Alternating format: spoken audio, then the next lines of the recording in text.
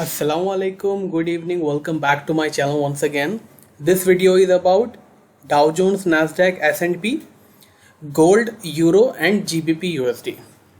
Gold levels are in videos last, so if you want to see gold levels you should watch it full video. First we will start with Dow Jones. This is Dow Jones daily chart. If you watch, this is Friday candle, Thursday, Wednesday, Tuesday and Monday. It started Monday. Dow Jones opened around 33,214 and it went up to 33,500 and closed almost at the highest point of the week. So this is almost 1300 point gains in a week, and that is a massive gains if you count literally, because 1300 point gains in a week is a very positive sign. And yet Dow Jones is not in positive zone on my weekly chart. I will give you the levels and support in a while, but first let's have a look at the data which could influence the market next week. All the data you will be seeing here is in Indian Standard Timing. I will discuss only the major data which could influence the market next week. This is Thursday CB consumer confidence data, very important. Chinese manufacturing numbers at Wednesday. Europe inflation numbers, advanced non-farm payroll numbers from US, of course, monthly pending home sales numbers from US.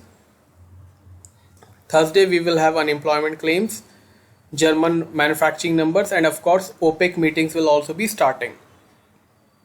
US manufacturing numbers. Friday we will be having a major action day, ECB president speech, non-farm payroll numbers, and of course US unemployment trade. Let's move on to charts. So this is what Dow Jones chart is about. It has closed almost at the highest point of the day, but still it is in weak zone, so I will just give you the level for resistance and support now. Weekly Dow Jones resistance stands at 34,700. Dow Jones support, however, stands at 33,000. Dow Jones has a massive range of 1700 points, so avoid going for major trade without stop loss. Only and only if Dow Jones managed to close above 34,700, it will enter in positive zone, and then it could test a new lifetime high. Otherwise, I am expecting a rollback in Dow Jones. All depends on the jobs numbers and unemployment rate next week. So keep a close watch on Dow Jones closing if you are looking for a positional trade. Currently Dow Jones is in weak zone on my positional chart. Please make sure you do not trade on this kind of weekly chart. Always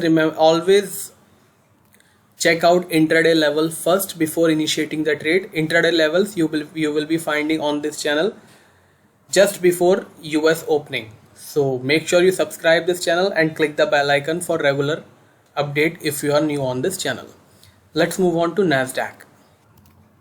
This is Nasdaq chart. It made a new all-time high last week of 14,440. It closed just nearly 100 points below from its all-time high. Interestingly, this US tech index is in positive zone unlike Dow Jones. So let me give you the resistance and support, then we will assess the trend. Nasdaq have a very small range in order to return to negative. Nasdaq have a support of 13,800. It just need to break and close below 13,800 in order to return to negative.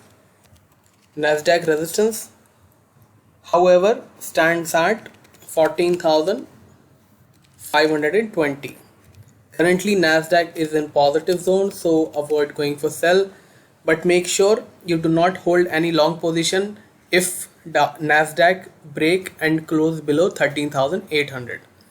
Once Nasdaq close below 13,800, I am expecting around 13,000 and even 12,500 is possible. Let's move on to S&P 500, then we will go for gold, and then we will proceed to forex.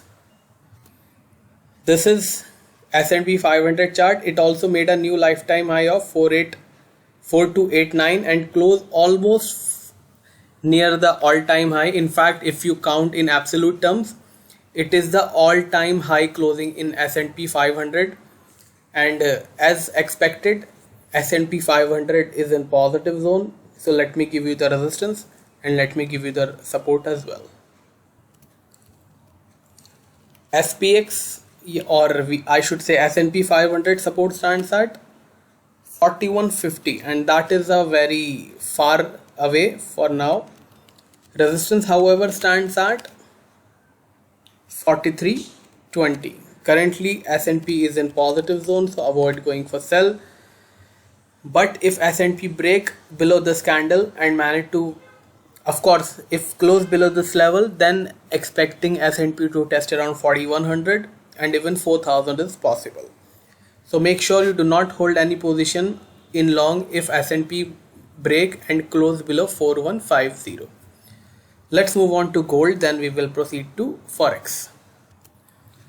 This is gold daily chart. As you can see, 5 days among 4 days it was just trading in $15 to $17 range, and that too it was in burst movement. It means whole day it was trading in $5 to $6 range, and then suddenly $10 to $12 moves were coming. However, it closed around 1778. If you count in absolute term, it is just $14 to $15 positive since last Friday. So what is the resistance? What is the support? Let's find out. And if you want to watch my silver and crude oil analysis, you can subscribe my other channel. I have already given silver and crude oil weekly levels in my Hindi channel. Hindi channel link is in description. Resistance stands at 1872, 1875 dollar. That is a very major resistance in gold. Till market is not closing above 1875, it will remain in weak zone. However, a resistance and a support stands at 1672, 1668 dollar. Currently it is in weak zone, so avoid going for buy. Make sure you watch my daily videos on gold in order to trade intraday. I update twice about gold, one on this channel which you are watching right now, one on my Hindi channel. On this channel I update video just before US Open. On my other channel I update video in Asian session. My other channel is in Hindi, and if you do not understand Hindi, that is not a problem, because I usually write levels in notepad just like I am writing here. Let's move on to forex, then we will conclude this video. This is euro. It tried to close in positive in last 3 days, but it could not. In fact, it made very good high of 1975, but it could not hold the gains and finally managed to close around 1920. Currently it is in weak zone, so let me give you the resistance and support. Euro resistance stands at 2100.